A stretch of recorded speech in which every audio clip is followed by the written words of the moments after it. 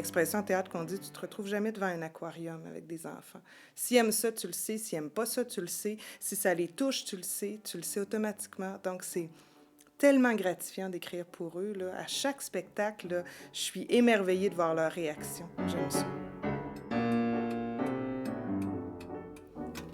C'est vraiment depuis que je suis toute petite que je rêve d'écrire du théâtre. À chaque fois, c'est un grand défi, puis c'est ce défi-là que j'aime. J'aime me retrouver tout seul devant une page blanche, être obligée de me pousser à trouver quelque chose de nouveau, puis à me mettre avec quelque chose dans une situation d'urgence et dans le vide. Je commençais à écrire, puis j'ai écrit des pièces de théâtre tout de suite. Je montais des pièces de théâtre quand j'étais jeune dans Grange, parce qu'on avait un terrain de camping avec mon cousin.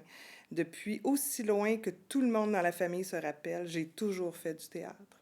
Puis on en faisait des bottes de foin avec toutes sortes d'accessoires. Puis donc personne n'était surpris. Puis même quand on a vendu la roulotte, on a trouvé un sac d'école où il y avait tous mes textes que j'avais écrits, tous les dialogues que je faisais apprendre à mes cousins et mes cousines. Mais ça a été perdu.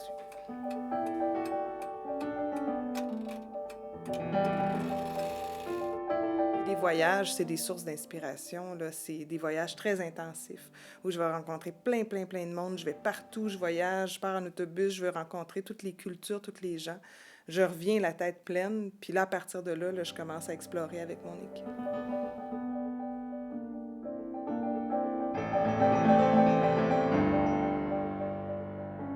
Ben moi, j'ai toujours travaillé physiquement en tant que comédienne. Le fait que j'avais une formation en acrobatie, j'avais fait du théâtre acrobatique, en danse, j'avais travaillé avec différents médiums très physiques.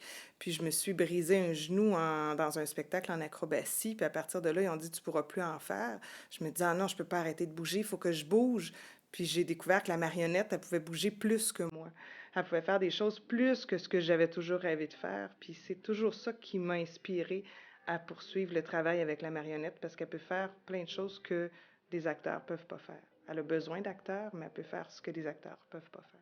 Je pense qu'à la base, les gens ont beaucoup de préjugés sur le théâtre de marionnettes. Ils le connaissent très peu. On imagine souvent plutôt de la gaine, comme on a pu en voir dans un castelet fermé. Moi, c'est pas comme ça que je travaille. La marionnette, elle peut avoir 1 pouce de haut, comme dans notre spectacle Bulle, comme elle peut avoir à peu près 3 pieds de haut. Elle peut être humanoïde, ce qui veut dire qu'elle a l'air d'un humain.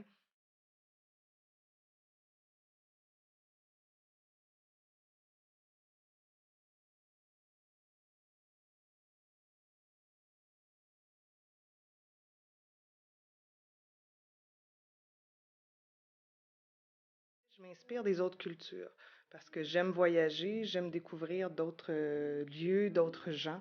Donc, je suis allée dans le Grand Nord parce que mon grand-oncle avait été missionnaire dans le Grand Nord, puis je voulais y aller. Donc, j'ai découvert les Inuits, puis à travers ma découverte, j'ai écrit comme pour faire découvrir aux enfants ce monde-là. Puis après, j'ai découvert le Sénégal, le Mali, puis là, en ce moment, je suis en train de découvrir le Mexique. C'est à travers tout cet émerveillement-là que j'essaie d'amener cette culture-là aux jeunes d'ici. Que ce soit des échanges. Le mot échange est bon parce que je ne veux pas seulement arriver là-bas, prendre tout ce qu'il y a, m'en aller, puis rien laisser. Je trouve ça important que les artistes viennent ici, rencontrer les gens d'ici, faire des ateliers, qu'on travaille toujours avec des jeunes en cours de création. Donc, il y a vraiment un partage où on a des artistes d'ici qui s'en vont là-bas, qui apportent des stages, de la formation, des idées, puis après des gens de là-bas qui viennent ici. Et ça, pour moi, c'est toujours une démarche qui est plus profonde encore que le